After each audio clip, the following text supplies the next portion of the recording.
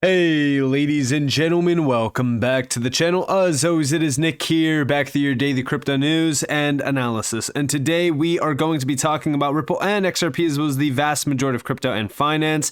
And with that being said, I hope that you are all having a beautiful day or a beautiful night wherever you guys are out there in the world. So with all of that in mind, there has been a lot of big updates around the SEC and the entire crypto market. Now, I wanted to wait for a little bit of time to pass before going over everything, because I do think that right now the entire market is a little bit on edge, and any amount of, bearish or even bullish news could essentially blow the lid off of crypto. But regardless of that, there is a lot of huge announcements coming from the SEC, and it really goes all the way back to 2023. I mean, when we really go back to that time frame, when we look specifically around like the March time frame of 2023, there was something that we were noticing, and it was a crackdown on crypto. It was Operation Choke Point 2.0, and that is still true today. And I've been saying that for a while now, even with Custodia Bank, being blocked out from getting a banking license, and even a Fed wallet through the Federal Reserve. Like, we've talked about a lot of this, and it still seems as though it is ongoing. And we actually have over here, the FBI just told all Americans to not use any crypto service that doesn't KYC. Biden is full on attacking crypto guys. We have FBI warns Americans against using unregistered crypto money transmitting services. Americans should avoid crypto services from firms that are not registered as money services businesses under federal law, and do not follow anti-money laundering rules, according to a Thursday statement from the FBI's Internet Crime Complaint Center. This is so comical, right? The main thing to focus on here is, what is this all pertaining to? What are they actually focused on? What are they trying to target? Well, we know what they're targeting. They're targeting self-custody and also DeFi. There is a large problem brewing behind the scenes that majority are completely missing. They're not reading between the lines. Over here we have from Kraken going all the way back to March 12th, 2023. Kraken USD funding will continue uninterrupted. Our long history and record of compliance has enabled us to maintain significant banking diversity and redundancy around the world. However, recent events should be a wake-up call. Please diversify and self-custody. We have no material exposure to stablecoin exchange rates because we do not treat them as interchangeable with national currency. Kraken operates markets for the top stablecoins, allowing traders to provide liquidity and price risk. Operation Choke Point 2.0 might have overplayed its hand this time, but the threat remains. They will continue to attack the rails, products, and companies facilitating direct crypto ownership and DeFi use. Guys, this is March 12th, 2023. Over a year ago.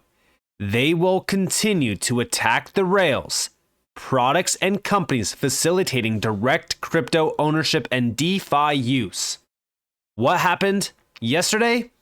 Well, outside of Ethereum now being considered a security, we have Fortune is reporting that Consensys got a Wells notice from the SEC earlier this month claiming that Ethereum is now a security as a consequence of its transition to proof of stake. And MetaMask wallet qualifies as a broker/dealer. Now listen, I'm not going to be immature here and say, hey, let's celebrate Ethereum now being considered a security, because I'm not immature. Listen, any major announcement like this, any major targeting of the SEC within the space is not good for the space, regardless of how you want to twist it and word it. Now, do I think that Ethereum is a security? I've talked about it. The ICO proves that it was. Now, could that change? Yes. And it did change since then. But again, it's a big question of what's going to happen next. We do know that Ethereum has a lot of corruption behind it. There's a lot of manipulation happening. The ICO whales were disguised. There's a lot of problems. I do think that this is going to open up a can of worms that could very well be very bad for the industry. But it's not going to be bad for the industry initially. Remember the XRP lawsuit, right? It took well over 2+ years for it to even hit the industry hard. It only hit XRP initially. Now, I do think that Ethereum, well, it's going to suffer from this. Is that a good thing for XRP? I mean, you can look at it like that if you want, but regardless, we still need to question what's going to happen next around the space. But my full focus is not really on Ethereum. In fact, my full focus is on MetaMask, because MetaMask is a decentralized wallet. It is a Web3 decentralized wallet that allows you to self-custody. It's basically a hot wallet, right? It's not cold storage, it's a hot wallet, but it is still something that anyone can utilize to self-custody and even trade within the DeFi realm. Over here we have update. There is more to come from the SEC in the next 2 to 3 weeks. The Bitcoin ETFs provided the cover to so the attempt to choke an industry continues. Coinbase litigation ongoing, Kraken litigation ongoing, debanking of crypto companies and customers, Consensys and MetaMask litigation ongoing, Uniswap litigation ongoing, Samurai DOJ indictments arrest ongoing, Custodia Bank blackballed by the Federal Reserve. Cash creates demand for Bitcoin ETF approval, makes it easy to confiscate profits and capital versus in-kind Bitcoin into self-custody wallets. The assault never stopped and it will continue. And yes, this is something that I continue to tell everyone. Operation Chokepoint 2.0 is still ongoing. And now the full focus is on DeFi and self-custody. I said over here, let it be known that the SEC is targeting self-custody and DeFi as a whole. It started with a Wells notice to SushiSwap, then Uniswap, and now MetaMask is being targeted. Remember that the SEC also claimed that Coinbase wallet is an unregistered broker too. Say what you will about Ethereum and it being targeted, but my main focus is on DeFi and self-custody. This is becoming a much bigger problem. Imagine if they started targeting cold storage wallet companies, which could still be in the plan. Open your eyes to how much damage the SEC is attempting to do to this industry. And yeah, this is sickening. When we talk about DeFi and self-custody as a whole, this is a big problem. I think everyone should be aware of how big of a deal this actually is. Now, also, talking about that Coinbase wallet, being targeted, go back to March 2023. This is right around the same exact time that Kraken was getting targeted. You had major bank implosions happening, and they were all pointing the finger at crypto. Well, Coinbase got that Wells notice back in March of 2023. And it was regarding staking, asset listings, but then also the Coinbase wallet, which is very, very comical. Now, Chad Steingraber actually put out a great post, and he actually quoted my post as well under this. He said, the SEC is executing on their plan. That's not FUD. That's what they are doing. Congress stopping them is our only way through. And the funny thing about this, and I shouldn't even say the funny thing is, the sad part about it is that Congress is not going to do a damn thing. Not until they get the green light from whoever is pulling the strings, because remember who Congress is. They are the same group of individuals that sat there and scolded Gary Gensler in the SEC for how many years now? Zero subpoenas, zero motive against Gary Gensler in the SEC at all. It is a massive problem. Congress is a problem as well, and they are not going to do anything. They're not going to be our white knight. They're not going to do anything at all because they are playing into the game that somebody else has control over. And here we have crypto exchanges responsible for vast majority of crypto secondary market, greater than 30 million direct members, lack brokered access or meaningful market integrity roles. Custodial wallets are honeypots for hacks. Decentralized exchanges present new opportunities and risk. Critical gateways to instill confidence and implement public policy. It's a full PowerPoint, just really kind of hinting at the fact that this is how we can cut off crypto. This is how we can cut off the liquidity. And going back to this post over here, right? By Kraken. They will continue to attack the rails, products, and companies facilitating direct crypto ownership and DeFi use. They are attacking the rails right now. They are attacking any sort of way to on and off ramp in a decentralized manner as well. This is a big issue. And also, by the way, this is why I always say utilize a VPN, utilize any single layer of security that you can possibly use, because it is ridiculous on what's going on out there. Now, let's talk a little bit about the Ethereum side of this, right? So we have over here from Ryan Sean Adams, we have, yes, Kraken, Coinbase, Uniswap, and the MetaMask wallet, the true villains of crypto. Well done, SEC. Thank you for protecting us. If you're not getting sued by the SEC, are you even building? And what's funny about this is all of what we have been seeing from the SEC, it's targeting legitimate actors for the most part, right? All of the companies that they have gone after, what were they doing? What were they trying to do? Look at Library. Library was forced to shut down essentially and go bankrupt by the SEC. What was Library doing? Oh yeah, that's right. Building a legitimate use case in a decentralized way. They don't like decentralization. They don't like taking control from the centralized system. This is a big issue.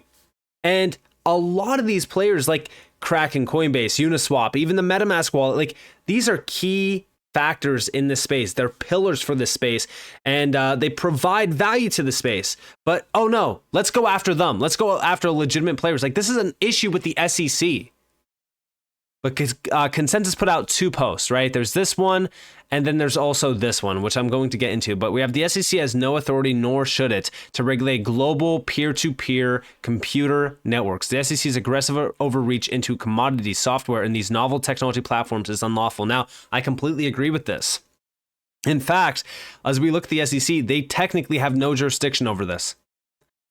Over here we have from Consensys today. Consensys filed a lawsuit against the SEC. That's right, they are suing them. The goal behind this is to ensure that Ethereum remains a vibrant and indispensable blockchain platform and to preserve access for the countless developers, market participants, and institutions who have a stake in the world's second largest blockchain.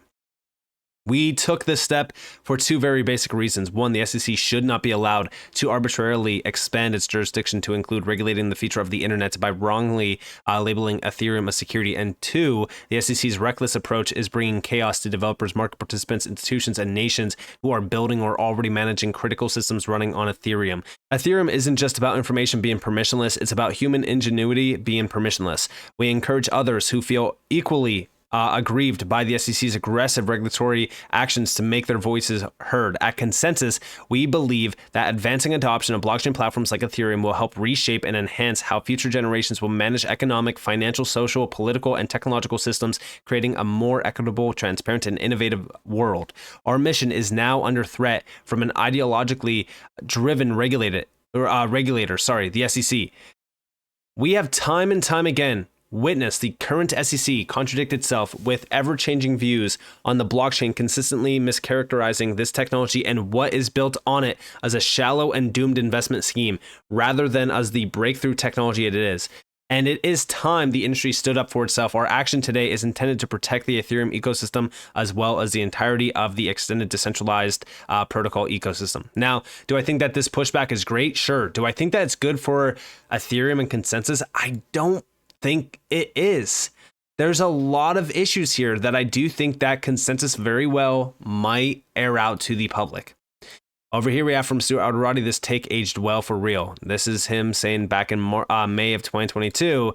This is a video from Gary Gensler during that time. He has, we all agree that consumer and market protections are needed, but saying that every token besides Bitcoin maybe is a security is a combination of bad law and bad policy, all in the name of the SEC's political land grab over the asset class. The SEC's jurisdiction is not limitless. And yeah, that they already told us that every single token besides Bitcoin maybe, right? Because it's still maybe, it's still up in the air, is a security. And now today proves that they're going after anyone and everyone in the space. This is a big problem. Now, also remember, right? Talking about Consensys, talking about this lawsuit, I do think that this very well might open up a can of worms. What kind of can are we talking about? What is in that can? Well, Gary Gensler teaches to the public that Joseph Lubin bought 10% of the ICO for himself. What's his source? Lubin claims he never even owned 0.5% of Ethereum supply. So what's up with this 10%? And did he know about how Lubin called to disguise all major investors? Big shout out to Mr. Huber for this. Check it out. Vitalik wanted to raise money. He was maybe 19 years old. He looped in with a venture capitalist from Canada, Joe Lubin, who now runs Consensys. Lubin took about 10% or 9.5% of the offering. They put 9.5% in a foundation called the Ethereum Foundation, and the other 80% was sold to the public for $18 million. So there you guys have it. And again, over here we have from Steven Narioff, the cover-up continues. Joseph Lubin and Consensys have filed a lawsuit against the SEC to ensure that Ethereum is not declared a security. Ethereum Joseph, do you recall when you wrote the terms and conditions in the purchase agreement in 2014, Lubin's significant buying during the ICO accounted to securities fraud 101 and also transformed Ether into a security? Gary Gensler later confirmed this by stating Lubin bought 9.5% of the ICO. Fast forward to 2018, Lubin met with Bill Hinman before his speech, declaring Ether not a security based on Ethereum's supposed decentralization. This coordinated effort between the two aimed to conceal the truth, contradict it by evidence showing Ethereum is not decentralized.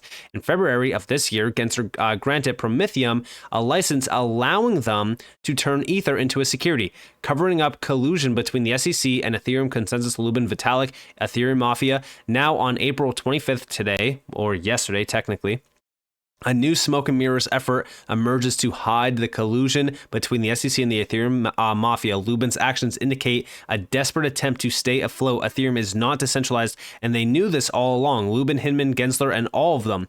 No coincidence, since myself, along with a ton of individuals from the community and more, came forward with the receipts incriminating the SEC and the Ethereum mafia. The whole narrative has changed, and a special shout out to the XRP army, who has stood their ground and is overcoming the government's wrongful targeting of Ripple. We won't stop until the truth is revealed and justice is served. And I do think that this lawsuit could very well open that closed door that they wanted to remain closed for a very long time. So we definitely have to watch, wait, and see what really happens with this. But I don't think that it is good in terms of what Consensys is doing. Maybe I'm wrong.